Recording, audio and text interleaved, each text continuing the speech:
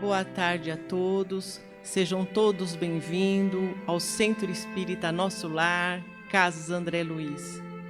É com imensa alegria que recebemos todos que aqui estão e aqueles que nos assistem pelas redes sociais. Como de costume, vamos iniciar nossa reunião com uma prece. Aquele que desejar fechar os olhos para uma maior concentração, pode fazê-lo. Harmonizados com este ambiente espiritual que já foi preparado pelos amigos espirituais. Elevemos nossos pensamentos de amor até Deus, nosso Pai de misericórdia e bondade, a Jesus, nosso Mestre, e aos Espíritos fraternos. Pai amado, que possamos receber os benefícios dos ensinamentos e encontrar as respostas para as nossas dúvidas e assim partirmos da teoria para a prática, do conhecimento para a vivência. Abençoa-nos, Senhor, com a luz do conhecimento e da verdade. Que assim seja, graças a Deus. Bom, o tema da nossa palestra de hoje é O Nada, a Vida Futura. É do Livro dos Espíritos, questões 958 a 964, de Allan Kardec. A nossa palestrante, a nossa querida Roseli, seja feliz na sua explanação, querida. Muito obrigada, é um grande prazer estar aqui com vocês, mais uma vez, nesta casa que nos recebe com tanto amor e carinho. Saudamos também aqueles que nos acompanham pelas redes sociais e nós rogamos a Jesus e aos bons espíritos que possamos ter palavras consoladoras e esclarecedoras à luz do ensinamento espírita para que todos possamos hoje sair daqui com um bom entendimento a respeito do tema. Nós vamos aproveitar para fazer uma singela homenagem aos 168 anos do Livro dos Espíritos. Ele foi lançado em 18 de abril de 1857 em Paris, na França, e ele é o marco da doutrina espírita. É o primeiro livro da codificação sintetizada por Allan Kardec em consulta a médiuns de várias partes do mundo, um trabalho muito minucioso. Quem tem interesse de saber, procura conhecer como é que foi feito o método de Allan Kardec para a gente poder cada vez mais trazer a credibilidade merecida a essa doutrina. A primeira edição do Livro dos Espíritos, ela tinha 501 perguntas e depois Kardec ampliou e trouxe para nós um novo livro, uma nova edição com 1019 perguntas. E a finalidade do Livro dos Espíritos é propor uma nova visão filosófica e moral, baseada na comunicação com os espíritos desencarnados, que foi o método que Allan Kardec utilizou. Tudo já teve o seu começo, como nós bem sabemos, com o fenômeno das mesas girantes e despertando em Kardec aquela sua veia científica, e ele se integrou totalmente a estudar, pesquisar durante, acho que em torno de 15 anos, a partir dos seus 50 anos, até a sua morte com 65 anos, e ele se dedicou a estudar para desenvolver para nós essa codificação. E todo o estudo doutrinário da nossa casa, incluindo as aulas, as palestras, os cursos que nós voluntários fazemos, todo ele é baseado na codificação espírita de Allan Kardec. No Livro dos Espíritos, nós estudamos a parte filosófica da doutrina, falando sobre Deus, a criação, os elementos fundamentais do universo, por que nós estamos aqui, de onde viemos, para onde vamos. Também ele fala do mundo dos espíritos, a natureza dos espíritos, a origem e destino, revelando minúcias dessa relação do mundo espiritual com o mundo corpóreo.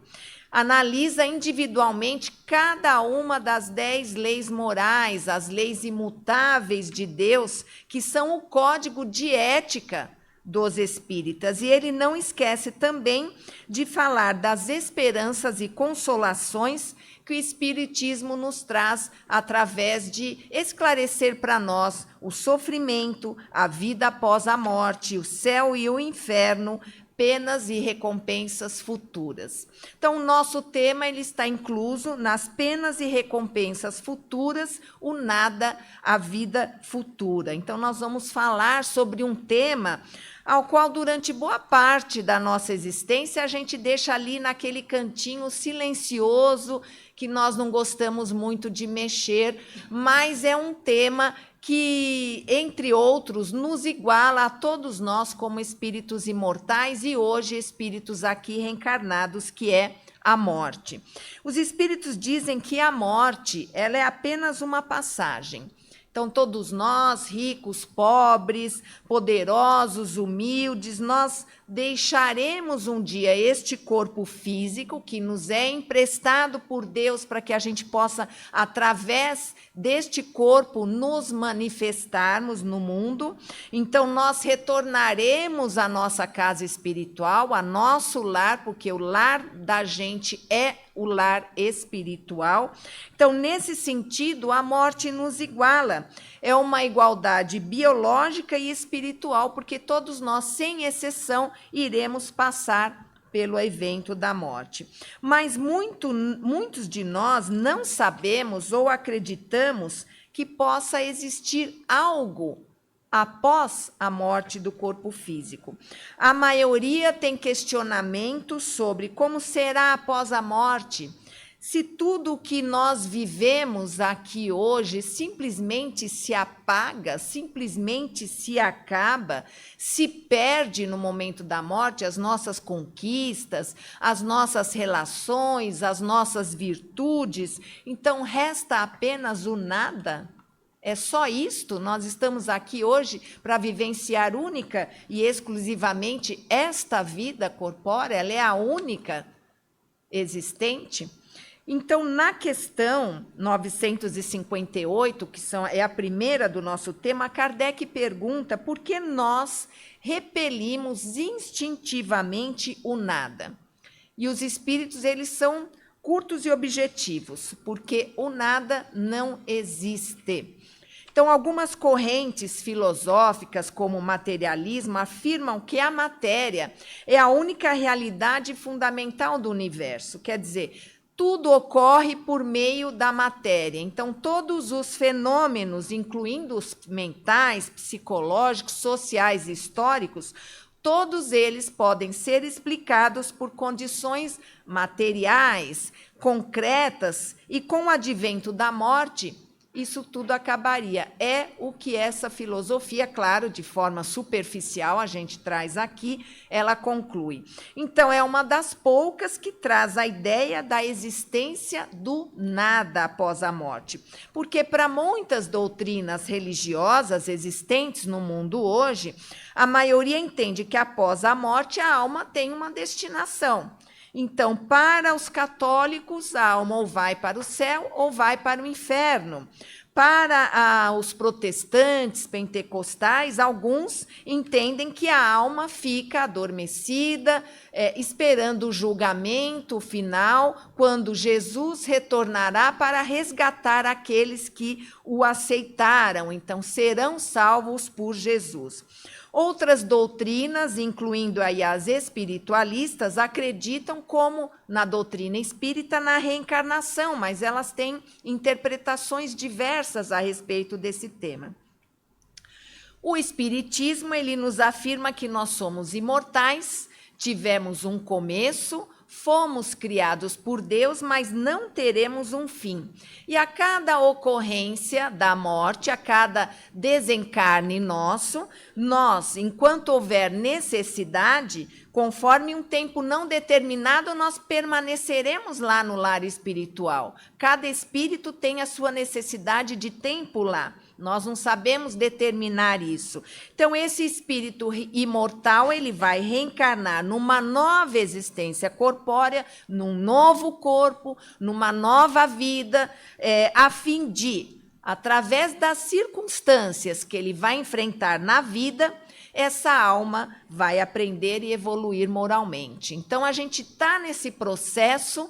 Nós estamos ainda na classe dos espíritos imperfeitos e a gente tem um bom caminho pela frente, então nós ainda haveremos de ter muitos desencarnes e muitos reencarnes. Então, mesmo para aquele que vive de forma preocupada, que quer mesmo aproveitar os prazeres da vida, viver só aquilo que a vida oferece de bom, no momento qualquer ou na iminência da sua morte, vai questionar o que virá depois. É uma coisa natural nossa, é um impulso natural, dizem os espíritos, criar uma expectativa. Não pode ser que eu vou acabar aqui agora pura e simplesmente. Então, indica que a ideia de cessação total da existência não é possível de ser aceita racionalmente. Embora para muitos céticos, vem aqui uma coisa interessante. Se a existência de algo após a morte não pode ser comprovado, porque o cético ele quer ver para quê? Ele quer ver a comprovação, a prova. Então, se a existência de algo após a morte não pode ser comprovado cientificamente pela ciência acadêmica do nosso mundo, não existe.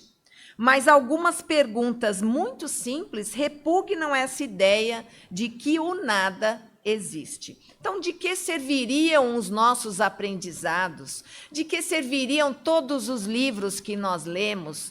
Todas as matérias que nós estudamos nos vários degraus aí da nossa evolução intelectual, matemática, geografia, história, filosofia, isso só para falar na questão intelectual. De que serviria toda essa bagagem se ela não vai ter uma utilidade depois que esse corpo se for? Então, os espíritos explicam já na questão 959 que nós temos um sentimento inato, nasceu conosco da imortalidade.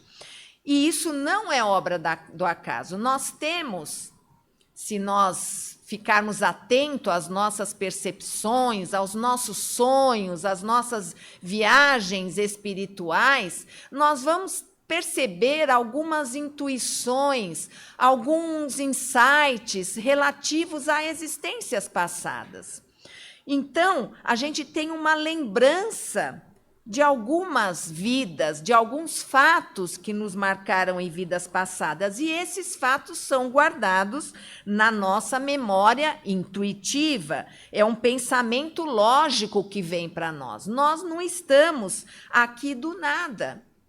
Houve um processo para nós estarmos aqui, houve uma motivação, existe um motivo, um objetivo para nós estarmos aqui. E sendo assim, deve acontecer o mesmo com a morte. Então, se existiu algo para nós voltarmos para cá, vai existir algo quando nós deixarmos aqui também. É um pensamento lógico. Alguns filósofos argumentavam, e eles estão certíssimos, que o nada não pode ser pensado ou falado, pois pensar e falar sobre algo implica que esse algo existe de alguma forma. Portanto, a ideia do nada seria incoerente. Para que a gente vai falar do nada se o nada não existe? Então, analisando melhor a questão, nós podemos concluir que o que nos assusta nesse tema é o medo de lidarmos com esse assunto, a morte, o desencarne, de uma maneira racional, porque, conforme nos revelam os espíritos, a vida é uma só. Nós só temos uma vida. O que temos várias são as existências que nós explicamos, conforme nós vamos necessitando reencarnar para evoluirmos numa vida de relação, evoluirmos numa sociedade, porque é só assim que nós evoluímos. Nós não evoluímos sozinhos, nós evoluímos em contato com o outro, numa vida de relação em que vamos ter embates de pensamentos, vamos ter divergências, vamos ter sentimentos antagônicos, antipatias, e nós vamos evoluindo nesse processo de convivência com o outro. Então, nós temos diversas e quantas forem necessárias existências, e teremos também diversas e quantas forem necessárias mortes. Mas a vida ela é uma só. A morte é um fato de cada uma dessas existências corpóreas. Então, a cessação do corpo físico, que é matéria e tem validade determinada. Tudo que é matéria tem um prazo de validade. E o nosso corpo físico também. Porém, a nossa essência, que é o espírito, que é imortal, ele sobrevive a todos esses momentos. Então, se a questão é nós afirmarmos que algo existe após a morte, nós estamos afirmando isso através desse conhecimento espírita, fica a terrível e temida dúvida: o que é que tem depois que eu desencarnar?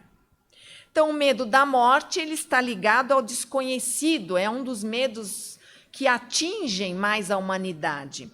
Então, ele está ligado ao desconhecido. O que eu vou encontrar depois? Será que vai doer? Vai doer o momento da minha morte? Aquele momento da iminência mesmo, em que o corpo fica todo, para de ter atividades cerebrais, circulatórias, o coração. Quando parar tudo isso, eu vou sentir dor. Eu vou sentir dor quando eu chegar lá, para onde eu possa ir. Então, ao fim da existência, a separação dos nossos entes queridos, porque nós nos apegamos às coisas materiais, sem dúvida alguma, são coisas boas, coisas que nos dão prazer, nos fazem ter a vida com um certo conforto, e nos apegamos também àqueles com os quais nós nos relacionamos.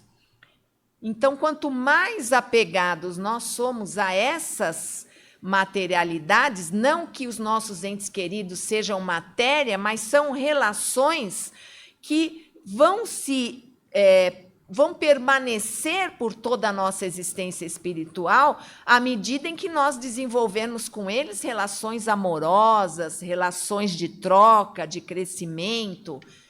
Mas a gente se apega àquele momento que nós estamos vivendo, como nossos filhos, como nossos pais, como os nossos netos.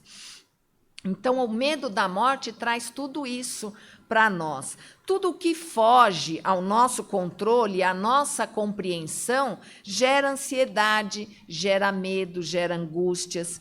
O Espiritismo, ele tem resposta para todas essas coisas, porque ele traz para nós um pensamento racional. Ele trabalha as suas ideias vindas dos espíritos de uma forma muito lógica, mesmo que elas não sejam comprovadas empiricamente pela ciência do nosso planeta. Mas ele sempre traz para nós esclarecimento e consolo. E ele explica que esse medo pode ser suavizado pela fé em algo além da vida física. Quando a gente traz esse entendimento de forma absoluta que nós vamos desencarnar, mas vamos continuar vivendo experiências numa outra dimensão, nós começamos a dar menos importância a esse momento agora, a dar menos importância a esta vida, que nós nos apegamos muito às questões materiais. Então, nós vamos entendendo, para que é que eu vou me estressar tanto se depois eu vou voltar para o plano espiritual, depois eu vou voltar para a vida corpórea? A gente começa a ter um pouco mais de serenidade, de tranquilidade para enfrentar as coisas. Então, isso não é apenas uma sugestão, mas é uma comprovação de que nem sempre aquilo que nós não vemos não existe. O sol, hoje teve solzinho agora há pouco, mas agora está nublado. A gente não vê o sol, mas o sol continua lá. Nós não vemos o ar que nós respiramos, mas nós sentimos, quando respiramos, sentimos o vento. Nós não vemos as ondas sonoras, mas nós ouvimos as ondas sonoras. Nós não vemos Deus, mas nós sentimos Deus. Então, algo existir após a morte é um pensamento lógico e que nos leva a desenvolver a necessidade de nós crermos que não estamos aqui apenas para usufruir as coisas boas. Não fomos jogados aqui aleatoriamente. É uma passagem, mas uma passagem com sentido, uma passagem com utilidade. O ensinamento espírita não traz resposta sem que seja baseado em lógica, em razão. Então, de todo um trabalho que foi minuciosamente desenvolvido por Allan Kardec para desenvolver a codificação, mesmo sem comprovação científica, são esclarecimentos coerentes com a razão e a lógica. E aí é que o Espiritismo revela: o que vai existir após a nossa morte será conforme o que nós vivemos hoje. Então, o nosso futuro depende do nosso presente. No livro Céu e Inferno, na sua segunda parte, tem vários depoimentos. Nesse trabalho de codificar a doutrina que Kardec fez, ele evocou vários espíritos que desencarnaram em situações diferentes. Espíritos que desencarnaram em situações de tragédias coletivas, de acidentes individuais, espíritos que foram criminosos, violentos, espíritos que agiram no bem, espíritos que foram muito bons. E todos eles relatam a forma como eles chegaram na vida espiritual. Então, na questão 961, a pergunta é: no momento da morte, qual é o sentimento que domina a maioria? É a dúvida? É o medo ou a esperança? Só trouxe 3 sentimentos, e entre esses sentimentos a gente vai tendo outros que derivam, né? Aí os espíritos falam: a dúvida para os céticos, os endurecidos, porque eles têm dificuldade de crer naquilo que não podem ver. O medo para os culpados, porque a consciência, que é o nosso maior juiz, único, aliás, juiz, ele nos chama a atenção constantemente para os nossos equívocos, para aqueles que nós estamos prestes a cometer, para aqueles que nós cometemos. Ele já nos a consciência já nos aponta, é como um sininho mesmo que toca e fala: opa, olha o equívoco aí, você fez isso, mas não é bom, isso não vai ter uma boa consequência. Mas aqui na vida corpórea a gente quer atender às nossas necessidades, a gente é muito imediatista, a gente quer que a coisa se resolva do dia para a noite. Então, às vezes, a gente toma atitudes sem pensar na consequência, atitudes agindo pelo instinto, pelo desejo, pela paixão, e isso vai fazendo com que a gente acumule culpas na nossa consciência. Então, nós deixamos de dar prioridade àquilo que as leis divinas que estão na nossa consciência nos falam, para dar prioridade àquilo que vai nos dar prazer e que vai resolver de forma imediata a nossa questão. Então, isso traz para nós uma consciência de culpa que leva a gente a ter medo no momento da morte.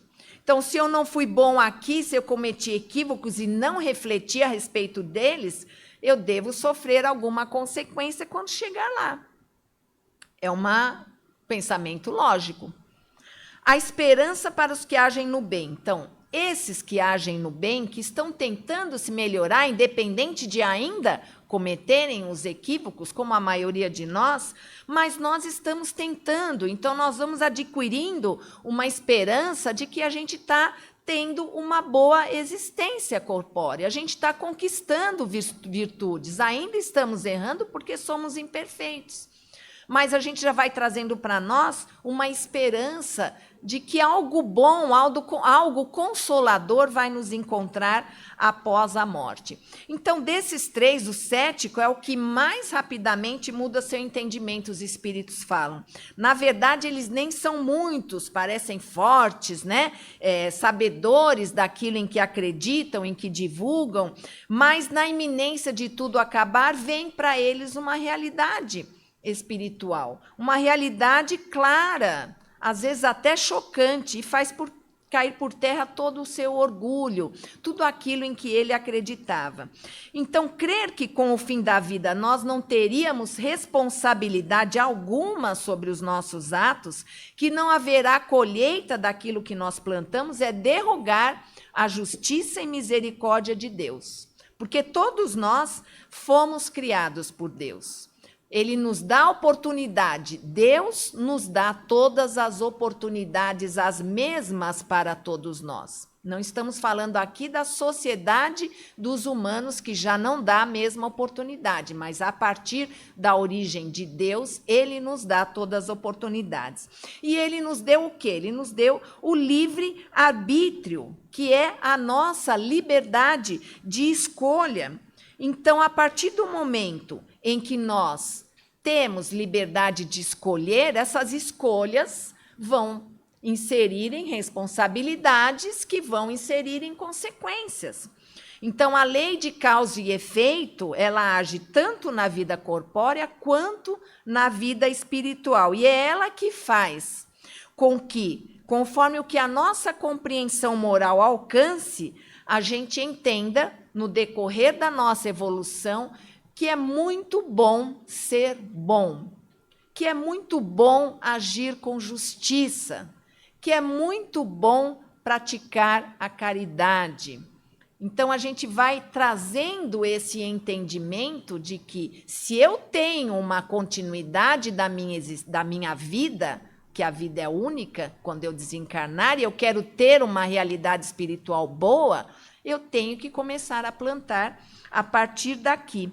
Então, o sentimento inato de justiça, ele pertence a todos nós e dá a intuição de que há penas e recompensas futuras. Então, penas não no sentido de um castigo divino, mas na cobrança íntima da nossa própria consciência. Então, independente da gente já saber as consequências, nós ainda persistimos em cometer diversos equívocos. Então, a nossa consciência é que traz para a gente a necessidade, através da culpa, mas também através do saber da nossa responsabilidade, de que nós temos situações que precisaremos resgatar, que precisaremos reajustar, para que esses equívocos, eles pouco a pouco vão saindo da nossa história e vão nos livrando desse peso que a consciência nossa nos traz por causa dos nossos cometimentos equivocados. Então, da mesma forma que a gente tem essa ideia das penas, a gente tem a ideia também da recompensa, que tudo depende de nós. Nós somos os construtores da nossa felicidade ou da nossa infelicidade. E essa construção, ela já vem desde aqui. Quanto antes nós tomarmos consciência disso, melhor será para nós, porque nós vamos nos modificar com mais veemência, com mais efetividade. Então, Deus não interfere nas penas e recompensas, mas ele deixa por nossa conta as escolhas de acordo com o que nós desejamos. Nem ele, nem Jesus, nem os bons espíritos interferem na nossa liberdade de escolha, no nosso livre-arbítrio. Aí, para a gente finalizar, na última questão do estudo de hoje, a 964, eles colocam uma alegoria, que é uma pequena história, que nos ajuda a visualizar como Deus age em nossa vida, não interferindo nas nossas escolhas, mas como um verdadeiro Pai que nos ama e nos dá todas as oportunidades para crescermos. Então, vamos lá para essa pequena alegoria. Um pai dá ao filho educação e instrução. O pai aqui é Deus. Então, ele dá para todos nós educação e instrução, ou seja, os meios para saber se conduzir.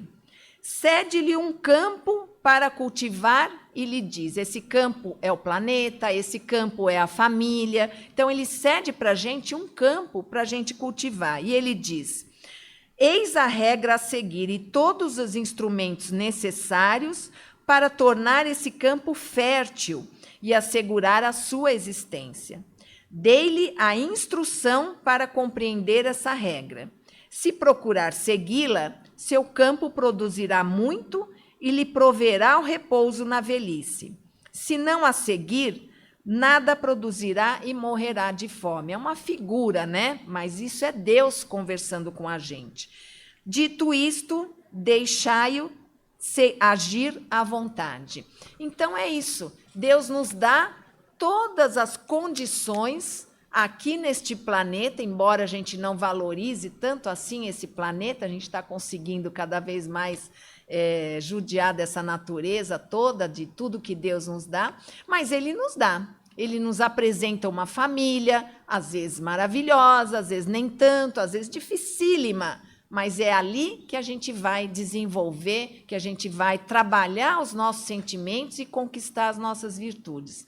E Ele nos deixa à vontade para a gente escolher se a gente quer usufruir dessas ferramentas, desses instrumentos para nos tornarmos melhores, para termos uma colheita farta, ou se a gente quer ir atrás daquilo que nos dá prazer, daquilo que nos é interessante, daquilo que nos atrai.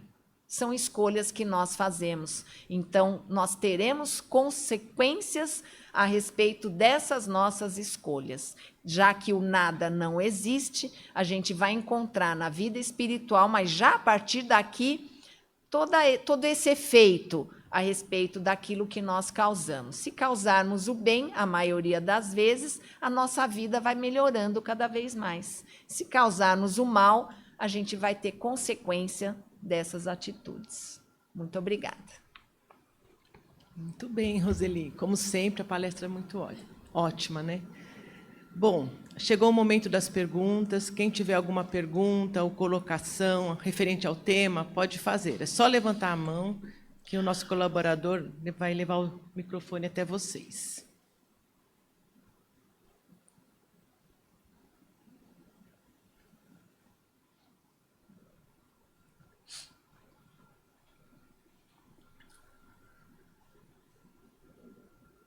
Boa tarde, Roseli. Boa tarde. Eu não tenho perguntas. Foi tudo muito claro para mim. Gratidão. A sua palestra foi maravilhosa, como sempre, e hoje melhor ainda. Eu agradeço muito, só para agradecer mesmo. Obrigada. Muito obrigada, e a gente recebe isso com muito carinho, como um incentivo para a gente saber que está no caminho certo, né? Estamos levando esclarecimento e conhecimento dessa doutrina que é uma doutrina de vida, é uma doutrina de amor, de lidar com todas as intempéries da nossa existência. Muito obrigada, eu agradeço.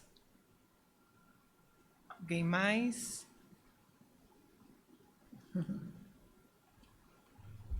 Aqui na frente.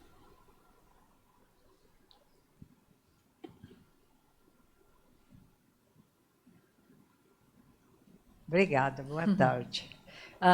E você falou na explanação que Deus dá tudo o que a gente precisa. Agora, eu pergunto, no caso, Ele dá o livre-arbítrio, né, das coisas que nós precisamos, no caso de errarmos de um modo violento até, Ele vem nos socorrer ou deixa que nós aprendamos com aquele sofrimento? Obrigada. São equívocos que a gente tem o efeito disso. Então, tudo aquilo que a gente causa para outro ou para nós mesmos, que tem um equívoco que a gente comete com a gente mesmo, a falta de cuidado, a falta de cuidado com a gente, com o nosso corpo, com as nossas coisas, as nossas relações. Então, a gente vai receber o efeito disso. Mas o amparo sempre está. O nosso anjo guardião, todo mundo tem, é que a gente fecha, quando a gente tem alguma coisa na nossa frente que a gente deseja muito, alguma raiva, alguma mágoa, alguma vingança, a gente fecha os nossos ouvidos, né, maneira de dizer, a essa inspiração do nosso anjo da guarda, que dentro da espiritualidade é o nosso próximo mais próximo, todo mundo tem. Esse anjo da guarda pode ser um espírito desconhecido, mas que ele tem por missão estar com a gente, pode ser um ente querido, às vezes até um antepassado que a gente nunca viu, não conhece, mas ele desenvolveu esse amor nas nossas existências juntos e está conosco. Então, só que a gente se fecha para receber essa intuição, essa inspiração, e aí a gente acaba sofrendo. Então, a gente sofre porque a gente permanece no equívoco, permanece no erro, a gente não desenvolve a fé dentro da lógica, a gente não desenvolve esse pensamento de que a gente está aqui, mas que um dia a gente vai sair daqui e vai ter que ir para outro lugar, outra dimensão. E aí? O que a gente vai levar para lá? Eu falo sempre da nossa mala. A gente tem que estar com a mala pronta. E o que é que a gente vai levar dentro da nossa bagagem lá para a vida espiritual? Não vamos levar nada do que a gente tem aqui, a não ser os nossos sentimentos, as nossas virtudes. Então, é nisso que a gente deve trabalhar para, se a gente quer estar evoluindo moral, espiritualmente, sendo mais feliz, e já a partir daqui, mesmo nesse plano tão difícil como é, a gente pode ser feliz a partir daqui. A partir do nosso entendimento, da nossa conduta, a gente vai colher os bons frutos disso, mesmo no plano de provas e expiações. Não vamos deixar de conviver com o mal, de conviver com situações de dor, porque ainda, imperfeitos como somos, é o nosso aprendizado. Mas, com toda certeza, as coisas virão muito mais amenizadas para nós. É isso. Agradeço a todos, uma ótima Páscoa antecipadamente, e não deixando da gente lembrar, como sempre, né, que a Páscoa é a gente deixar Jesus nascer aqui dentro de nós. Então, vamos trabalhar com os nossos ovos, nossos almoços, mas nunca esquecer da presença de Jesus dentro do nosso coração e da nossa conduta, principalmente. Um abraço a todos. Muito obrigada, Roseli. E agora eu vou pedir a participação de todos. Todos podem participar na hora de doarmos. Então, vamos doar em forma de vibrações. A vibração é a emissão de energias através da força do nosso pensamento. Então, vamos nos unir num pensamento só de amor e vamos mentalizar o nosso planeta Terra. Esse planeta tão lindo, azul, planeta de morada, que ainda passa por alguns conflitos e guerras. Vibremos paz, amor, equilíbrio, saúde, harmonia, tolerância, empatia. Vibremos.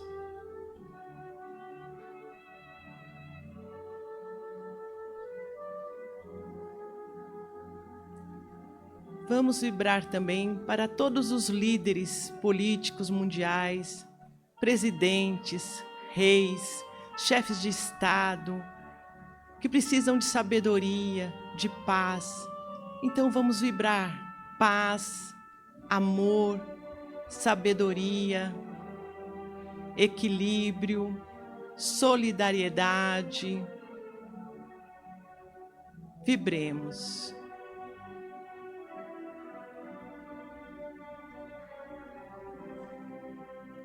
Vamos vibrar também por todas as famílias, por todos os lares, inclusive os nossos.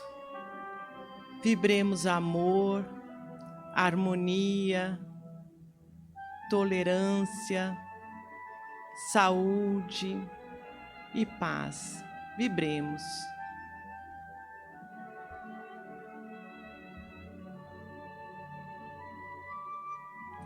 Vamos vibrar também para todas aquelas pessoas que estão em situação de rua, de abandono, de vulnerabilidade. Vibremos esperança, coragem, amor, equilíbrio e paz. Vibremos.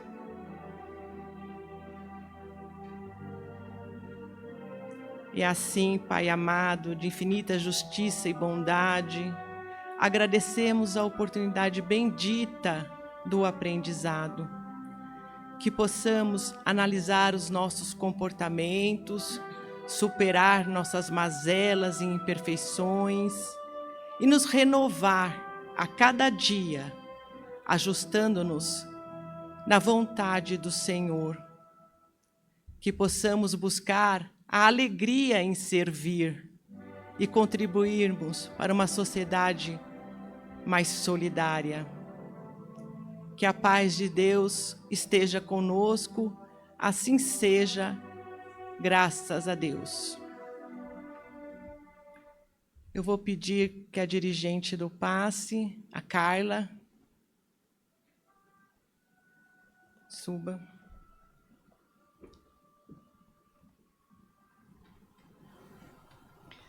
Boa tarde a todos, aos presentes no salão e a todos que nos seguem pelas redes sociais.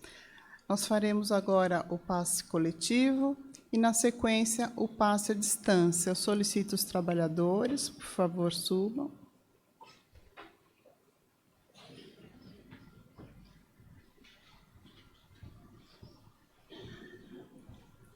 Unidos em um só pensamento de amor, elevemos serenamente nossos pensamentos até Deus, ao Jesus, nosso irmão e mestre querido, e aos amigos da espiritualidade, que nos assistem e são conhecedores de nossas necessidades. Pedimos que nos auxilie, nos proporcionando a paz e a harmonia que tanto necessitamos e buscamos, para minimizar nossas dores, nossos sofrimentos e angústias. Harmonizados e esperançosos, vibremos bem-estar, saúde, equilíbrio e muita paz. Vamos a Jesus.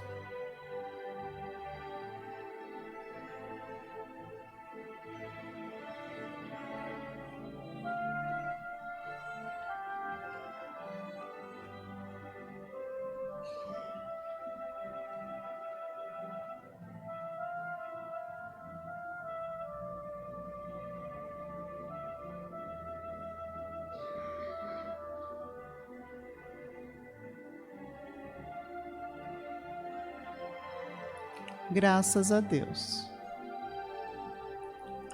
Passe à distância.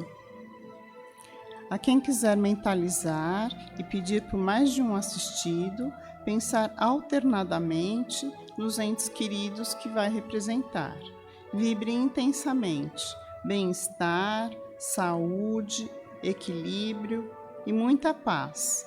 Que nossas vibrações de amor possam encontrá-los aonde estiverem e se multipliquem em luzes de auxílio. Vamos a Jesus.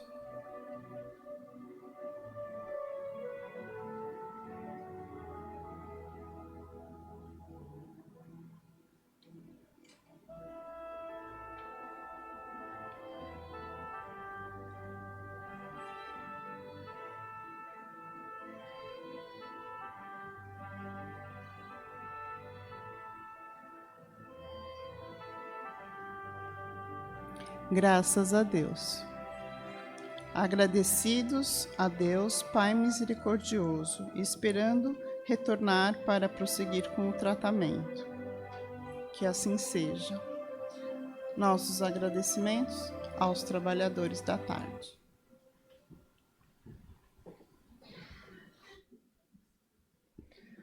Obrigada, Carla. Para quem gosta de se preparar, eu vou falar o tema da próxima semana, que é Defesas contra o Mal. O livro é Os Mensageiros, capítulo 20, de Chico Xavier, psicografado por Chico Xavier, de André Luiz. Bom, temos mais alguns recadinhos. O primeiro é sobre o encontro com a cultura deste mês, acontece no último sábado, somente na Unidade Doutrinária de Santana, com a presença do psicólogo, comunicador, apresentador do programa Conhecer para Viver, Lido Rosa, trazendo a palestra Resiliência com Jesus, Enfrentando o Preconceito, no dia 26 de abril, às 17 horas. Abertura musical com o Coral Lírios, a partir das 16h30. Participe com a gente deste momento unido com Lido Rosa. Todos os nossos eventos são gratuitos. Participe.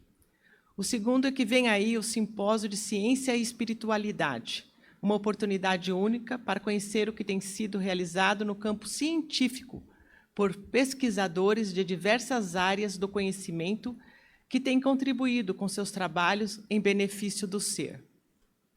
com as presenças de Alexander Moreira Almeida, com a palestra Ciência da Vida Após a Morte, e Venia Santos Prada, com a palestra Cérebro Triuno e Deusa Samu, abordando atualidades científicas sobre epigenética. Dia 10 de maio, das 8 às 13, na Unidade Doutrinária de Santana. As vagas são limitadas, então garanta já a sua participação. Para mais informações e inscrições, acesse o nosso site www.nossolar.org.br ou lendo o QR Code impresso nos cartazes do evento espalhados pelo centro. Participe, evento gratuito com entrada social de 1 litro de leite, para quem puder trazer. E para quem procura estudar a doutrina espírita de uma forma sistemática, ainda temos vagas para os cursos, as inscrições e informações no plantão de orientação ou no nosso site. Bom, agradeço a todos, agradeço aos internautas por mais esta palestra com vocês e que tenham uma excelente Páscoa e uma semana abençoada. Até mais.